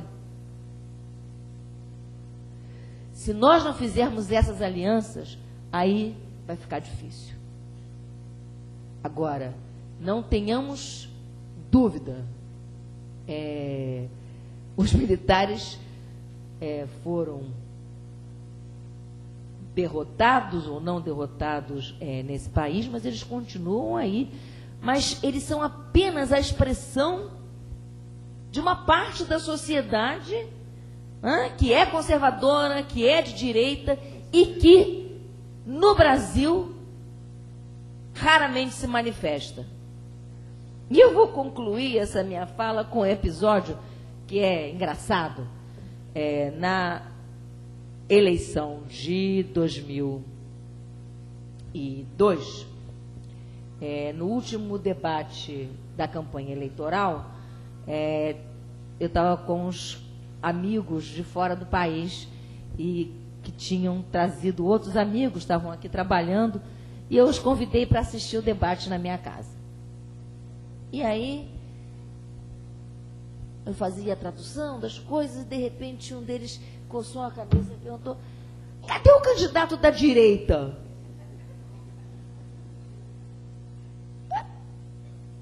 A aqui só tem candidato de centro e de esquerda. Eu falei, pois é, esse é um problema, né? E esse é um dos problemas que nós temos que enfrentar na discussão política cotidiana desse país.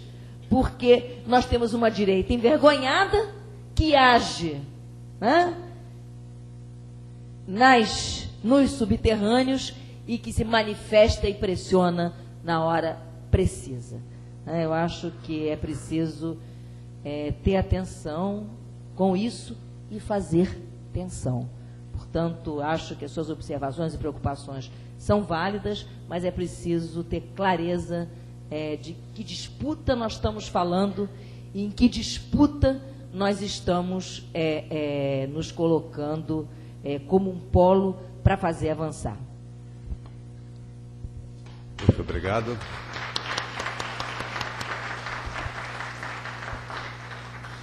Eu passo a palavra para o Emir, depois Pablo, e volto à mesa para encerrar.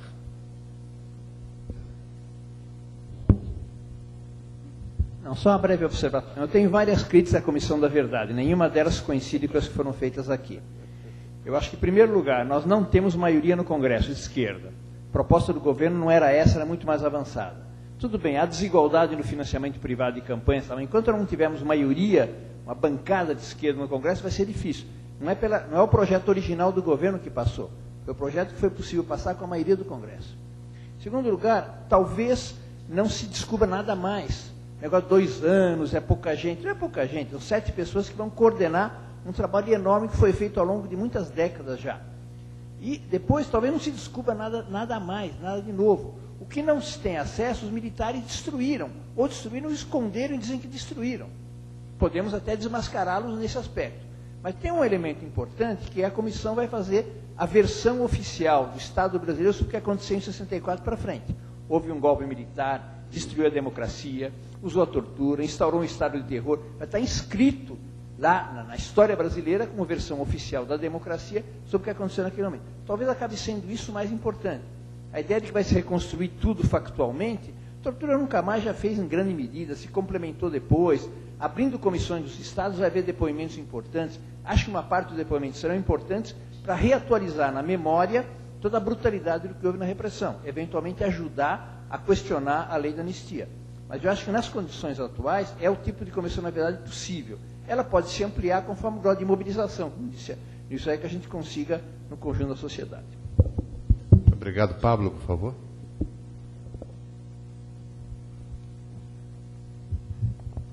Primeiro, dar os parabéns à mesa, porque foram 2 apresentações extraordinárias.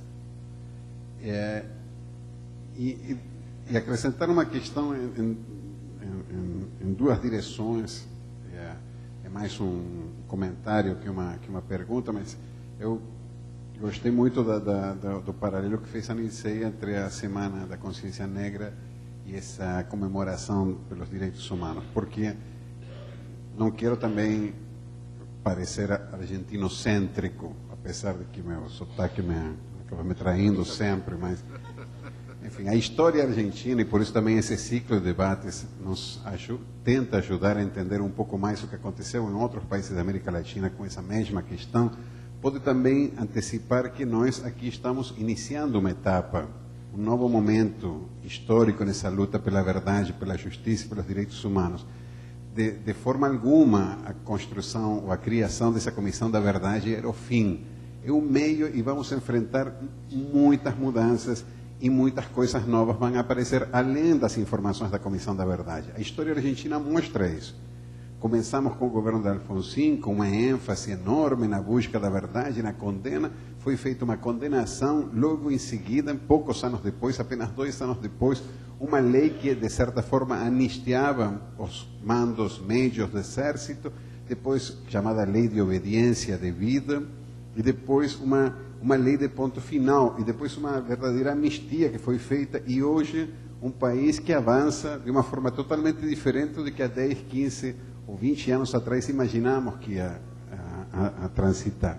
Então, eu acho que aqui, sem desconhecer os limites que tem essa comissão, houve um grande avanço, e a experiência do Chile, de Uruguai mesmo, com os retrocessos que teve o Uruguai recentemente, mostra um grande avanço. São idas e voltas, e aqui estamos apenas dando um passo, e provavelmente vamos dar vários passos para trás, mas outros para frente serão dados. Então, a questão, o paralelismo com a questão racial, que eu acho aqui na UERJ tem um sentido especial, é que quando aqui foi feita a lei de cotas, e a Nilceia se lembra muito bem, porque foi um momento da nossa luta política aqui muito grande, uma das coisas que naquele momento aparecia com a discussão sobre as cotas, é que as cotas eram qualquer coisa menos o que cada um tinha imaginado que devia ser o caminho para a construção de uma universidade democrática, mas as cotas colocaram o tema na agenda.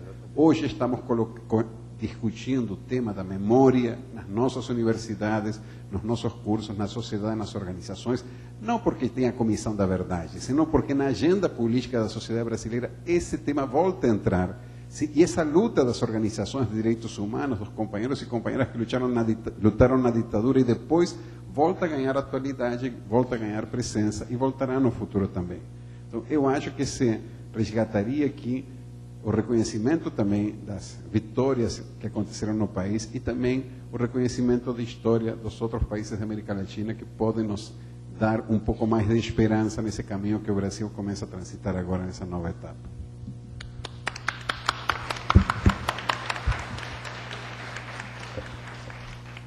Então, queria passar a palavra para a Márcia, para as considerações finais, e depois a professora Nilceia. Yo solo quiero agradecer. Desgraciadamente no entiendo todo lo que hablan, pero trato. Estoy muy ansiosa de entender y me parece, primero quiero felicitar y agradecer nuevamente a los organizadores de este acto y por supuesto ponerme a disposición de lo que ustedes estimen conveniente que pudiéramos transmitir de experiencia.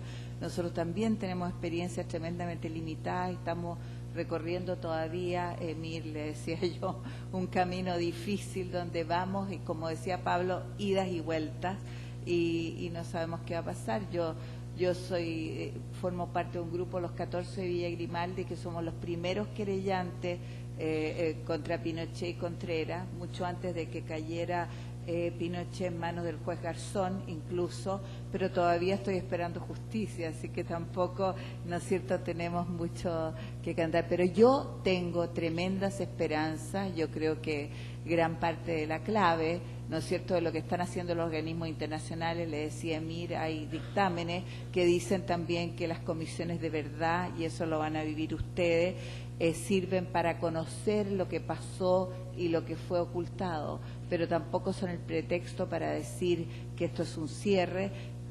Gran parte del material, en el caso de Chile, de las comisiones de la verdad, fueron entregados a la justicia y sirvieron para procesar a mucha de esta gente que estuvo involucrada en estos casos. Creo que ustedes están iniciando un gran camino y, por supuesto, la clave en el caso nuestro fue atreverse. La presidenta Bachelet se atrevió en un momento muy difícil para ella, quiero decirlo, pero terminamos, en el caso de la construcción del museo, en un momento donde ella tenía un gran respaldo político, un gran respaldo de la población, que hizo posible construir estos proyectos, ¿no? Las comisiones y estos son posibles cuando tenemos el apoyo de la gente, que es la que tiene que aceptar y utilizar estos recursos y estos proyectos. Muchas gracias.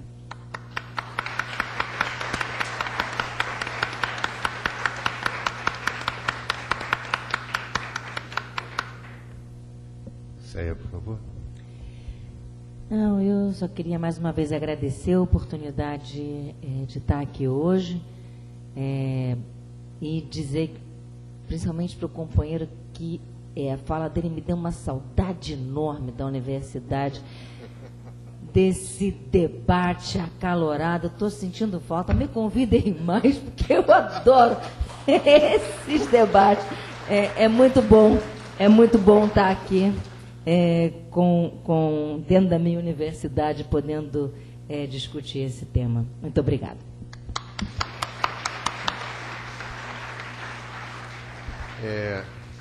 É difícil ficar aqui só passando o microfone, né? Então, duas observações. A primeira, quem quiser se aprofundar no tema, além do lado político, que eu acho que foi muito bem tratado na mesa, do lado de informação, o tema aparece sob a marca Justiça de Transição. O Dr. Google nos oferece um material muito rico sobre justiça de transição. Há, inclusive, um núcleo de estudos de memória de São Paulo, o Politi, que estava nos direitos humanos e está lá, elaborou uma cartilha sobre a Comissão da Verdade, o que é, para quê, como funciona, que, inclusive, tem parte dessa preocupação das tensões, dos limites da lei existente e tal. Então, no Dr. Google, Justiça de Transição traz um material muito rico. O Ministério da Justiça tem uma revista da anistia, uma revista muito interessante, muito sólida, com muito material. Há uma excelente entrevista com uma pessoa especializada em justiça de transição. Já há a história de 39 comissões da verdade pelo mundo afora. Então, há um material rico. Nós estamos trilhando um caminho, de alguma maneira, trilhado. E, por fim, lembrar que não faz muito tempo um grande jornal de circulação nacional qualificou esses tempos terríveis como dita branda. Né? É importante perguntar branda para quem? Para quem estava de que lado da mesa. Então, só para lembrar que nós não estamos falando de militares como se fossem aquelas pessoas de cap sentadas em cerimônias. Nós estamos falando de uma coisa bem mais complexa e que a nossa intervenção política faz diferença nessa coisa mais complexa. Então, muito obrigado pela presença de todos. Vamos fazer um pequeno, singelo, mas muito sentido, lançamento de um livro que está sendo publicado, acaba de sair pela Secretaria de Direitos Humanos. Eu quero chamar a Yara Javier Pereira, familiar de detenidos desaparecidos de aqui do Brasil, o professor Emir Sader. Esse livro, Resgate da Memória, da Verdade, um direito histórico, um dever do Brasil, é um pequeno volume que reúne contribuições, entre outros, da Yara e do próprio Emir. Acaba de ser lançado pela Secretaria dos Direitos Humanos. Nós vamos entregar a todos vocês um exemplar desse livro quando concluir a atividade agora da segunda mesa. E faz parte esse pequeno volume de uma série de publicações que, particularmente, também a Flaxo Brasil começa a colaborar a partir de agora com a Secretaria de Direitos Humanos. A partir desse evento, várias publicações serão lançadas. Estamos preparando, junto com o conhecido jornalista e escritor Eric Nepomuceno, um livro de entrevistas e um conjunto de contribuições que tem um sentido de aprofundamento acadêmico, intelectual, mas também fundamentalmente de difusão e de contribuição para o debate público que é necessário desenvolver hoje no Brasil em torno do direito à verdade, do direito à justiça, do direito à memória. Então vou passar a palavra ao Emir e à Yara para fazer alguns comentários acerca desse pequeno volume, mas importantíssima contribuição que está fazendo a Secretaria dos Direitos Humanos. Boa noite. Muito bom a gente estar na universidade. Eu tive 2 irmãos que foram assassinados em São Paulo e meu primeiro marido. São 3. O Yuri e Alex morreram em 1972 e o Arnaldo em 1973. Eu fui para o exílio, que eu também era uma militante, e retorno em 79, em maio, pego o finalzinho da luta pela anistia. Provavelmente aqui eu já são 32 anos de luta, a partir de 79, eu devo ter mais tempo de luta que alguns de vocês aqui têm de idade, né? Sempre em busca de saber como, quando e onde e quem sequestrou, matou, assassinou e desapareceu com os restos mortais dos nossos familiares. Enfrentamos uma anistia parcial, que sequer libertou os presos que estavam ainda retidos, eles saíram sob condicional. Após longos anos no governo Fernando Henrique, nós tivemos a Lei 9.140, que reconheceu que os 136 desaparecidos do Brasil, que os familiares tinham lutado e feito essa lista, tinham sido mortos sob a guarda do Estado. Depois, em 2002, tivemos a Lei de Reparação, que é a lei que criou a Comissão de Anistia. E agora, sancionado no dia 18, nós temos a lei que vai criar a Comissão Nacional da Verdade, e também foi sancionada uma muito importante, que é a Lei de Acesso às Informações, onde se acabou com o sigilo eterno, né, que você podia ficar renovando sucessivamente o sigilo eterno, e também que nenhum documento que fira os direitos humanos pode ser cunhado como sigiloso. Essa era uma medida muito importante para que a Comissão da Verdade avance. Nós, enquanto familiares, estamos aí na luta, esperando que ela seja uma comissão soberana e independente, de fato. Essa luta é uma luta árdua.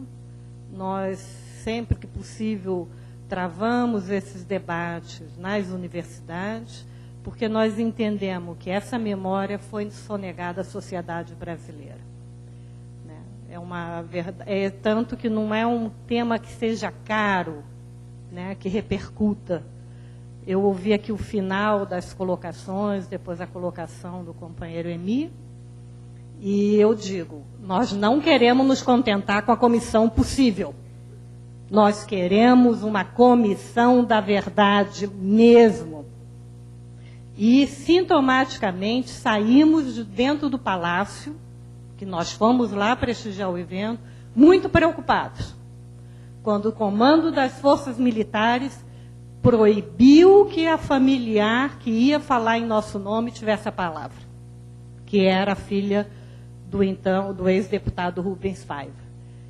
Então, nós precisamos, entendemos de correlação de força, mas entendemos que nós, e aí por isso que nós queremos que a sociedade esteja atenta, que ele não nos engule goela abaixo uma comissão de meia-verdade, como nos enviou uma lei de anistia parcial. Obrigada.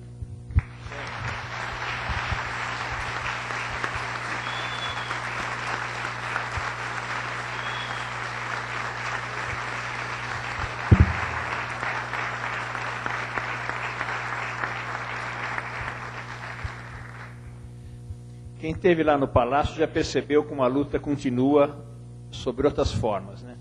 O que aconteceu lá realmente foi, não é um veto, a ameaça de que se um familiar falasse, um militar teria que falar.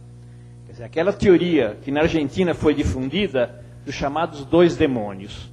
Foram dois campos que se enfrentaram, usando arbitrariamente a violência um contra o outro, desqualificando a ideia que o que houve em 64 foi um atentado de forças golpistas contra a democracia no Brasil.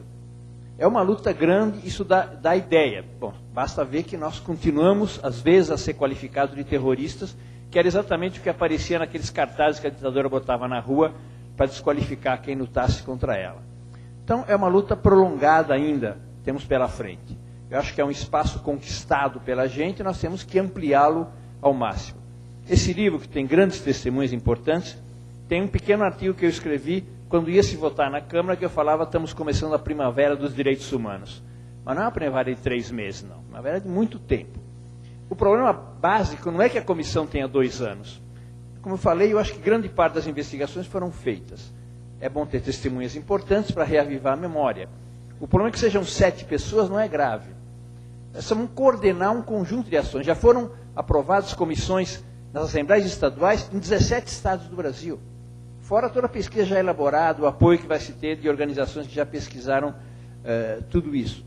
O fato de ser um período tão amplo, eu acho que há um consenso que o essencial é 64 para frente.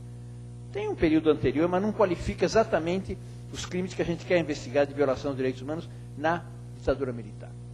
Então eu acho que é um espaço de disputa. A disputa agora é pela composição, por quem vai estar lá, e espaço de disputa na opinião pública. É um tema que aconteceu há muito tempo no Brasil. Nossa ditadura foi muito anterior às outras, e a parte mais violenta da ditadura terminou há muito tempo, comparativamente. Então, na verdade, é alguma coisa que as jovens gerações não têm reavivado. Nós sabemos que o interesse das gerações mais novas era para aquelas, até um certo momento, era para a aventura da clandestinidade, né? Não era nem porque aconteceu no Brasil da luta entre ditadura e democracia que precisa ser reavivado. Repetindo o que eu falei anteriormente, eu acho que o fundamental é a narrativa, a descrição, a análise, o estabelecimento da versão oficial do Estado brasileiro sobre o que aconteceu naquele momento. E tudo que se puder fazer para ver as responsabilidades é bom. Seria bom chamar alguém da Folha de São Paulo para se explicar por que eles emprestaram os carros da Folha de São Paulo para dar cobertura para a Operação Bandeirante. Seria bom, né? É um esclarecimento. Puniremos ou não, tudo que se apurar ali vai ser entregue à justiça. Aí vamos batalhar na justiça para que haja as punições devidas. Mas acho que tem que haver todas as pesquisas necessárias e as declarações públicas, mesmo daqueles casos que já são relativamente conhecidos. Então os livrinhos estão aí, espero que vocês possam aproveitar, possam usar exemplares, possam reproduzir debates. E o nosso papel aqui, de alguma maneira, é reaproximar a universidade dos grandes debates políticos nacionais. Estamos fazendo na universidade, vamos fazer em São Paulo, Porto Alegre e Brasília, discutindo temas similares a este, para que a gente possa quebrar um pouco os muros da universidade para os grandes temas políticos. Se a gente tivesse uma imprensa que refletisse de maneira minimamente democrática, se saberia que o discurso da Dilma foi muito bom, o Eduardo Cardoso foi muito bom. Ela disse algumas das coisas que ela falou aqui. Quer dizer, o silêncio nunca mais servirá para coibir a violação de direitos humanos. Não haverá nenhum documento, nenhuma ação, nenhum espaço da sociedade brasileira que estará imune à investigação transparente e pública se tiver a ver com direitos humanos. Essas coisas têm que ser ditas, né? Tem que ser ditas para que a opinião pública as incorpore, tome consciência dela e se transforme em batalhadores pelos direitos humanos, a justiça e a memória. Muito obrigado. Bom, quero agradecer a Yara, reafirmar uma questão que falamos já muitas vezes, mas que nunca deixa de ser necessário repetir. Eu acho que todo o movimento social, as organizações populares e democráticas do Brasil, como no do resto da América Latina, devem muito às associações e organizações de familiares, a uma grande dívida da nossa parte com esse movimento que aqui no Brasil, como no resto da América Latina, manteve firme e rígida a convicção da luta pelos direitos humanos. Essa dívida, a melhor forma de pagá-la é lutando cada vez mais para que esse momento, esses avanços e também esses problemas que enfrentamos hoje com relação à luta pelos direitos humanos se radicalizem e tenhamos condições de que a verdade seja finalmente construída, seja finalmente dita, seja finalmente colocada à luz não só da história passada, sino como um direito das futuras gerações. Esse trabalho é um trabalho que os familiares dos detenidos e desaparecidos vêm fazendo há muito tempo e é muito importante resgatá-lo, reconhecê-lo e agradecê-lo. Obrigado.